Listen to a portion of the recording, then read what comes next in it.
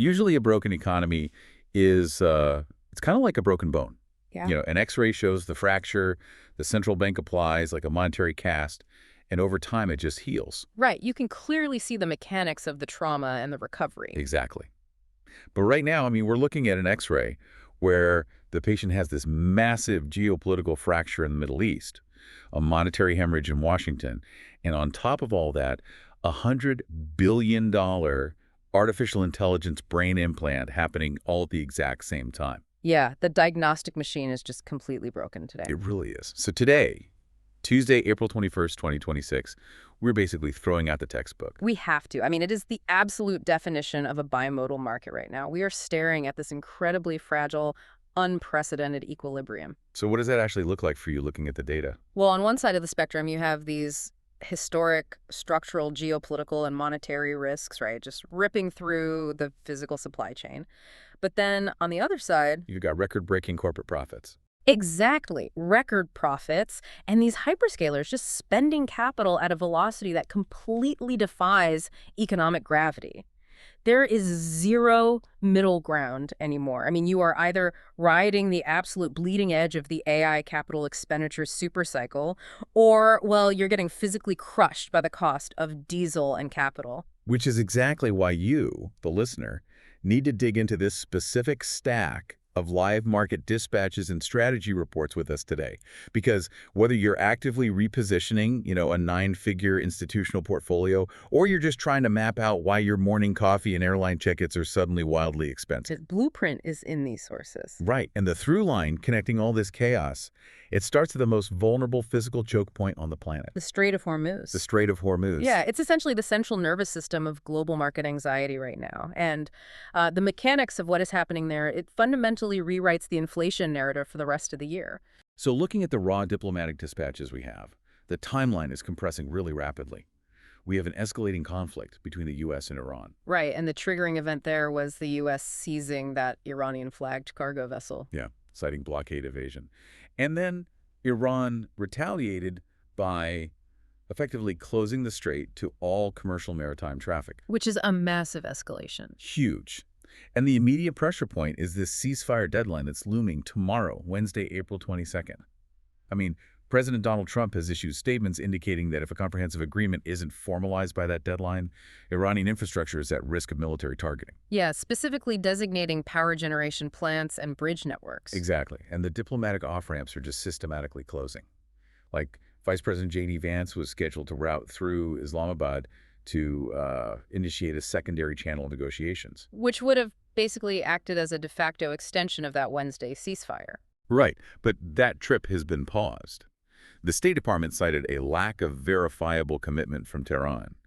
So we've got a physical blockade on the movement of global energy married to an accelerating diplomatic stalemate. And the immediate market reaction is, well, it's exactly what you'd expect. Brent crude has spiked to $99.06 a barrel. Wow. Yeah, and West Texas Intermediate is clearing $92.13. But, focusing purely on the spot price of crude kind of misses the structural damage this actually causes. Right, because the IEA coordinated an emergency release, 3 million barrels per day? Yes. And Saudi Arabia is attempting to reroute crude through the East-West pipeline to the Red Sea. But those are just optical bandages, right? You can't push 20 million barrels of daily maritime flow through pipelines that max out at 5 million. You absolutely cannot. Strategic Petroleum Reserve releases, they manipulate the prompt month contract, sure, but they do not fix the long-term curve. What we're witnessing here is the immediate imposition of a global energy tax. An energy tax. I like that framing. Yeah, because when you pinch the Strait of Hormuz, you aren't just creating a localized shipping delay, you are structurally stranding a massive percentage of the world's baseload energy. So every single physical good that requires a diesel engine or a jet turbine or bunker fuel to reach its destination— it just instantly reprices. Instantly. And the velocity of that repricing, that's what really stands out in the corporate filings today. Look at the aviation sector. Lufthansa didn't just warn about margins. They aggressively slashed capacity. What was the number? 20,000? Yeah, canceling 20,000 flights specifically to mitigate fuel burn.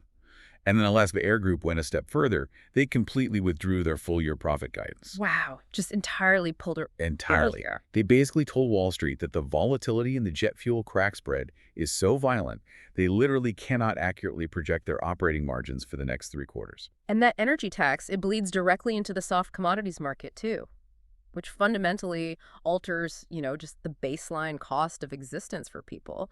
Right, like the coffee example from the sources? Yes. The sources highlight Arabica coffee prices jumping 2.64% in a single session. Now, the casual observer might not instantly link a maritime chokehold in the Persian Gulf to a coffee contract in South America. It sounds totally disconnected. Right, but the physical reality of agriculture is entirely petroleum dependent. Right, because the market isn't just pricing in the bunker fuel required to ship the beans on a boat. It's pricing in the prompt spread for the fertilizers required to actually grow them. Exactly. Those nitrogen-based fertilizers are highly energy intensive to produce. They largely rely on natural gas and petroleum derivatives. So the moment marine insurers, the P&I clubs, withdraw war risk coverage for the Middle East, the global supply of those raw chemical inputs just tightens up. Yep. The market looks at the logistics chain, sees the structural deficit, and instantly capitalizes that future scarcity into the price of today's coffee bean. It is pure cost-push inflation. And it's incredibly destructive because it's completely divorced from consumer demand elasticity. Right. Consumers aren't suddenly demanding more flights, and they aren't drinking more coffee. No, the fundamental architecture of delivering those goods has simply become vastly more expensive. Which sets up an absolute nightmare scenario for the Federal Reserve. Oh, absolutely. Because you have this massive supply shock inflation wave crashing onto the shore, right in the middle of what looks like a highly destabilizing transition of monetary power. Yeah, the Senate confirmation hearing for the incoming Federal Reserve Chair, Kevin Warsh, happened today, and the institutional backdrop is just pure chaos. Because current Chair Jerome Powell is under that active Department of Justice investigation, right? Right. Regarding the allocation of renovation funds for Fed facilities. Right, and that DOJ probe has basically weaponized the entire confirmation process. Senators Tom Tillis and Elizabeth Warren are utilizing the procedural friction to throw up massive legislative roadblocks. And the predictive markets are pricing this policy risk super aggressively. The odds of Kevin Warsh actually being seated on his mandate start date of May 15th, they've collapsed. Down to, what, 33%? Yeah, from 85% down to 33%. It's a huge drop. And, Wall Street built its entire operating model over the last 6 years around Jerome Powell's predictability. Now, they're facing the prospect of an institutional vacuum, or worse, a new chairman who fundamentally detests the predictability they rely on. Yeah, analysts are already branding his testimony today as the quote-unquote Warsh Doctrine. And reading through it, it reads like a systematic dismantling of the post-COVID monetary consensus. The Warsh Doctrine is fascinating because it actively courts friction. I mean, his primary thesis today was reclaiming institutional independence. He explicitly told the Senate committee, quote, "I will not be a tool of the president." Which is an incredibly explosive thing to put on the congressional record, especially when you were nominated by President Trump, who has been highly vocal in demanding interest rate cuts to stimulate domestic manufacturing. Right. Warsh is essentially taking the stand under oath and guaranteeing a collision course with the White House on day one. He's refusing to pre-commit to rate cuts while the executive branch is actively demanding them. Yes, but the conflict with the executive branch is really only half of the doctrine. The more structural shockwave is his target on the market's safety nets. The forward guidance thing. Exactly. Warsh systematically laid out his intent to kill forward guidance. For a decade and a half, the Fed has operated on this premise that telegraphing their exact interest rate path months in advance reduces market volatility. Right, treating the market with kid gloves. Yeah, but Warsh views that as a fundamental error. He argues that forward guidance traps the central bank into rigid commitments and completely distorts the free market pricing of risk. So he wants to reintroduce volatility to discipline the bond market. Yeah. And you see that same philosophy in his approach to the balance sheet. During the crisis eras, the Fed absorbed trillions of dollars of treasuries and mortgage-backed securities. But today, Warsh argued that carrying a balance sheet of that magnitude structurally impairs the transmission of monetary policy. He's telegraphing a highly aggressive, sustained quantitative tightening runoff. So if you think of global liquidity as this massive reservoir, Warsh is proposing to aggressively widen the drain, while the geopolitical fire department at the Strait of Hormuz is simultaneously sucking water out to fight the inflation fires. That's a great analogy. He knows supply shock inflation cannot be cured with interest rates. I mean, raising the Fed funds rate does not manufacture more titanium, and it doesn't pump more oil. Right. But he's committing to tightening financial conditions anyway to force a reset of the Fed's credibility. And the bond market violently digested that reality today. The 10-year Treasury yield, which is, the foundational benchmark for global corporate borrowing, it gapped up to 4.31%. And the U.S. dollar index caught a massive bid. Yeah. And when you look at the global macroeconomic data dropping in the sources today, it kind of justifies Warsh's hawkish panic, doesn't it? I mean, New Zealand inflation just printed at 3.1%. Canada bounced to 2.4%. But the German producer price index data, that is the true leading indicator of the pain to come. The PPI. Right. The German PPI surged 2.5% month over month. And that was entirely driven by a 7.5% explosion in energy input costs. Wow. 7.5%. Yeah. And producer prices dictate the future consumer reality. When the German industrial base pays 7.5% more to keep the factory lights on and, fire the kilns, that cost is absolutely going to manifest in the final consumer goods exported globally 3 months from now. So the consensus that 2025 initiated this permanent disinflationary glide path, that's just demonstrably false. Completely false. But here's the paradox that makes this specific market so deeply confusing. If we agree that the geopolitical energy tax is crushing input costs, and the incoming Fed chair is aggressively stripping away market liquidity, corporate margins should be imploding. Right, they should be tanking. And yet, the S&P 500 is trading just a fraction off its all-time high of 7,147. Corporate America is projecting its 6th consecutive quarter of double-digit earnings growth, currently pegged at 13.2%. It's wild. How does a 13% aggregate profit expansion coexist with a collapsing physical supply chain and a hawkish Fed? Because the index is not the economy, it's a barbell. Okay, unpack that. In a late cycle, highly constrained environment like this, capital completely abandons the middle of the market. It violently concentrates at two extremes. On one end of the barbell, you have the halo trade. Halo meaning heavy asset, low obsolescence. Exactly. Heavy asset, low obsolescence. These are the industrials, the defense primes, the materials processors. They possess indispensable physical assets and absolute pricing power. And the ultimate manifestation of that pricing power in today's earnings is United Health Group, UNH. Oh, without a doubt. Their stock spiked 8.8% on the print. They shattered estimates, delivering $7.23 per share against the expected $6.59. But we have to look at the mechanics of why. Medical loss ratios and facility costs are surging across the healthcare sector due to the exact inflation we just discussed. Yes, but United Health operates with near-perfect inelastic demand.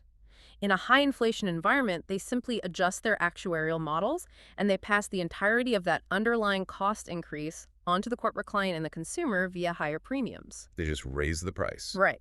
Health insurance is essentially a non-discretionary operational tax on the American consumer. They are immune to the supply shock because they own the toll booth. Sure, their pricing power is immaculate today. But at what point does premium exhaustion trigger a systemic backlash? I mean, UNH cannot unilaterally raise premiums at double the rate of wage growth into perpetuity without forcing the regulatory apparatus to step in, right? You'd think so. The market is treating them like this infinite inflation hedge. But eventually, the consumer simply defaults. And that is the exact vulnerability of the halo trade, which brings us to the industrial and defense side of that same barbell. The necessity of their product is absolute, but their physical capacity to deliver it is breaking down. Right, like RTX Corporation, the defense prime formerly known as Raytheon. Yes, they just reported a $271 billion backlog. Over $250 billion in signed, unfulfilled orders for Patriot air defense batteries and naval munitions systems. And GE Aerospace mirrored that dynamic. Orders jumped 87% year over year. I mean, the demand from commercial airlines desperate to upgrade to fuel-efficient fleets and governments rearming, it's insatiable. But GE Aerospace also disclosed a 70% spike in quote-unquote spare parts delinquency. Yeah, that stood out. This is where the financial abstraction hits the physical wall. You can have $100 billion in cash, but you cannot cast a high-pressure turbine blade out of fiat currency. Right. The aerospace supply chain relies on highly specific, specialized metallurgy, aerospace-grade titanium, specific nickel alloys, much of which was historically routed through constrained or sanctioned global corridors. Exactly. So when you have a 70% delinquency rate on spare parts, it means physical planes are sitting on the tarmac because the raw material simply cannot be sourced, forged, and machined fast enough. So the primary constraint for defense and aerospace is no longer customer acquisition. It's literally the physical limitation of the periodic table and the supply chain. Exactly. Which creates a really fascinating dichotomy when you contrast it with the companies that are dying in the middle of this barbell. Right, because the physical constraint is starving the defense primes, but the inflation exhaustion is finally starving the consumer retail sector. Yeah, let's talk about Tractor Supply Company, ticker TSCO. They saw their stock plummet 10.5% today. And the reason why is critical. Their companion animal segment, pet food and supplies, contracted by 11%. Which is wild. It's the definitive canary in the macroeconomic coal mine. Because the historical elasticity of the pet care segment is legendary.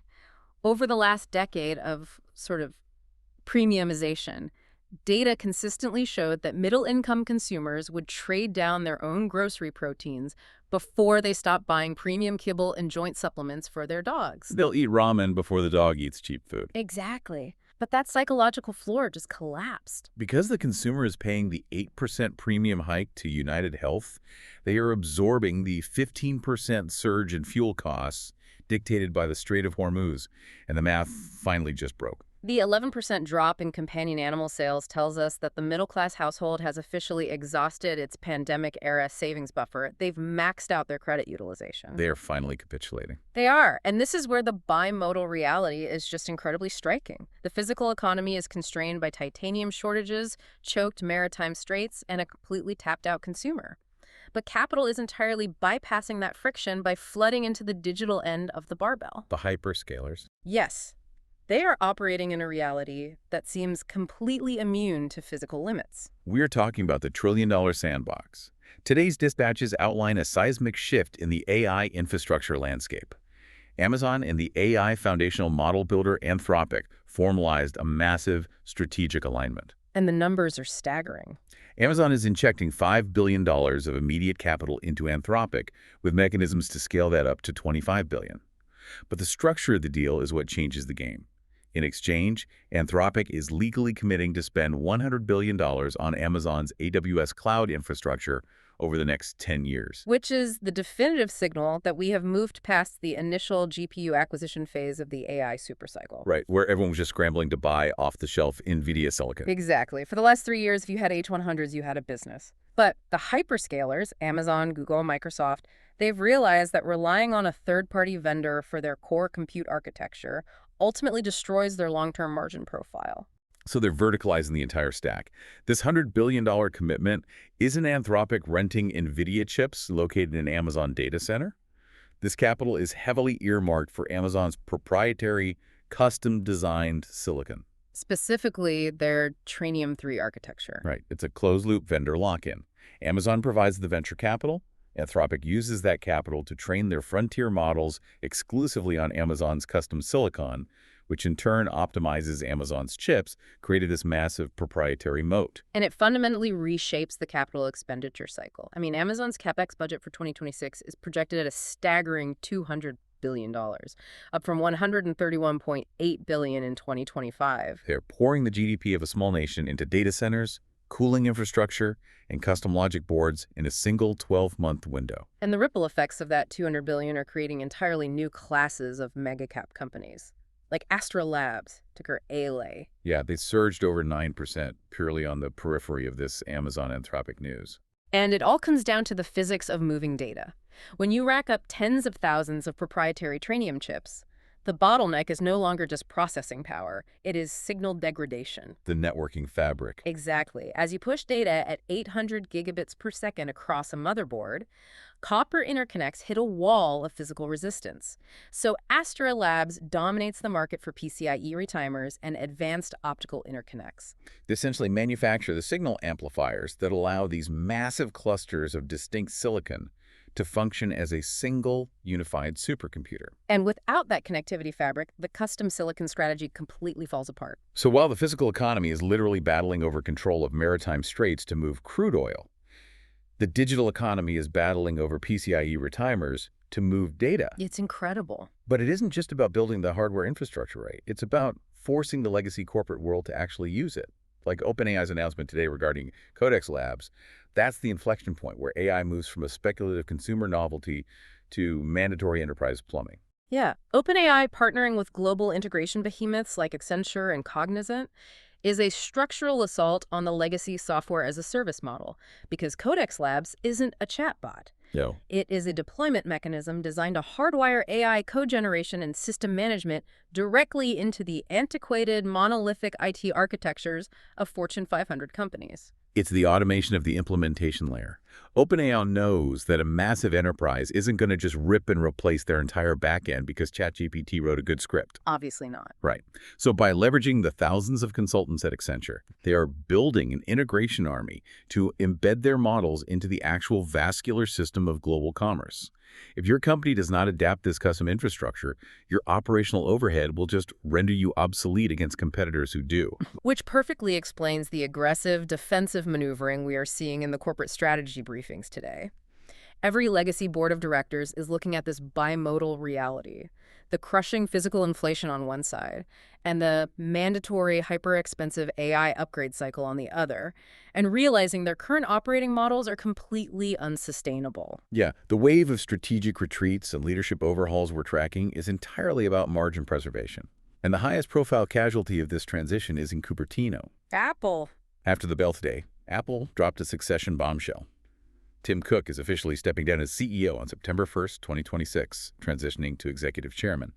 And the board elevated John Ternus, the current head of hardware engineering, to take the helm. This is a profound repudiation of the era of pure supply chain optimization. I mean, Tim Cook was a logistics savant. He built Apple into a $3 trillion empire by mastering globalized, just-in-time manufacturing, heavily centralized in China. Right. But that geopolitical architecture is currently collapsing under the weight of tariffs and localized demand destruction.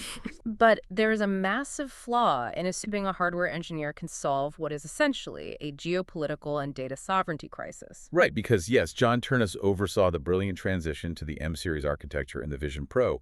He understands product deeply. But Apple's immediate existential threat isn't the physical phone. It's the fact that they are locked out of the AI intelligence layer in the fastest-growing markets because of regulatory data walls. Just look at what is happening to Tesla in China right now. Tesla is the perfect foil here. Today's filings confirm Tesla is registering a generative AI voice assistant for their Chinese fleet. But, and this is huge, they completely abandoned their proprietary US-based Grok architecture. They capitulated to utilizing localized models from ByteDance and DeepSeek. They had to. The Cyberspace Administration of China enforces incredibly draconian cross-border data transfer regulations. If Tesla attempted to route Chinese driver telemetry and voice data through U.S. servers to train Grok, they would be effectively banned from operating in the country. Meanwhile, their domestic competitors like BYD are already integrating deep, localized AI natively into the vehicle OS. So Tesla makes this brutal strategic concession. They surrender the data ecosystem in their largest market to Chinese tech giants just to keep the physical cars rolling off the Shanghai assembly line, all while they sit in regulatory purgatory waiting for full self-driving approval. So if Apple thinks John Ternus can simply engineer a new localized chip to solve iOS intelligence in Asia without making similar massive data concessions, they are completely misreading the geopolitical map. Margin compression is forcing capitulation across every single sector. I mean, look at Microsoft's pricing pivot on Xbox Game Pass today. It's a masterclass in cannibalization defense. Right. They announced a price cut for the Ultimate tier, dropping it from $29.99 to $22.99 a month in the middle of an inflationary spike. But they stripped out the core value proposition. Day one releases for mega franchises like Call of Duty are gone. Yes, it represents the death of the zero-interest rate subscriber acquisition model. Previously, the objective was purely top-line growth.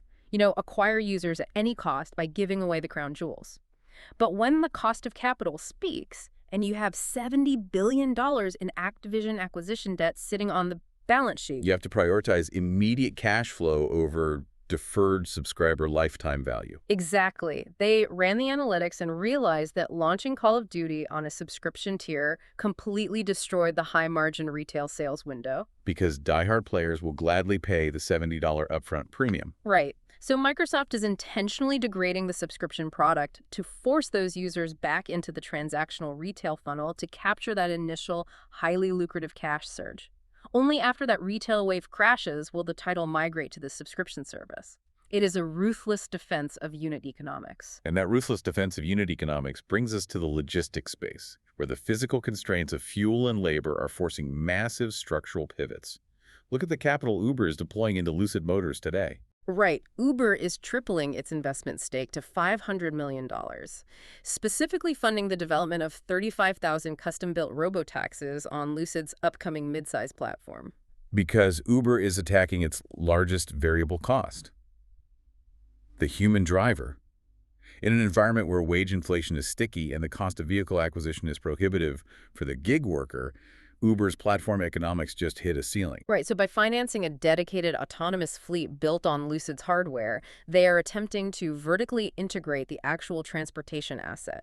If they can remove the driver split, the margin profile of a ride completely transforms. But while Uber is trying to automate the delivery of people, UPS is actively abandoning the delivery of products. This was wild. UPS made a stunning disclosure today.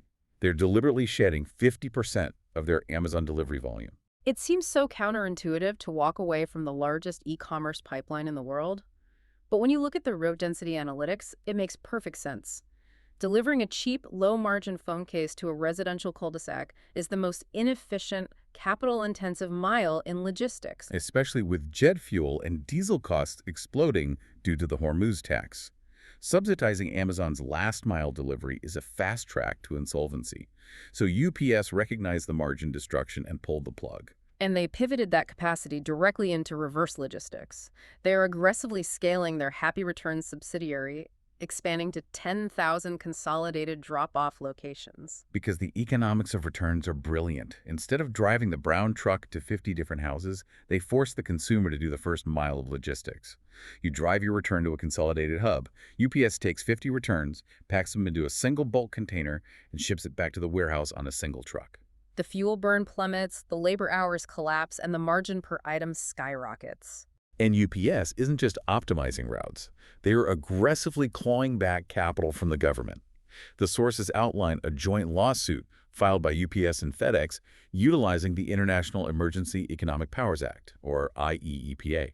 Right. Following a Supreme Court ruling invalidating specific levy authorities, Customs and Border Protection opened a portal for $166 billion in retroactive tariff refunds. So UPS is automating the claims process on behalf of their massive corporate clients, securing a cut of that massive capital repatriation. Every single move we are analyzing, Apple changing the guard, Microsoft protecting Call of Duty, UPS ditching Amazon for returns, it's a corporation recognizing that the era of cheap growth is dead. They are pulling every available lever to protect cash flow against the dual threat of physical inflation and mandatory technological upgrades. It is the bimodal reality executing in real time. So as we pull the lens back on April 21st, 2026, the complexity of this X-ray is staggering.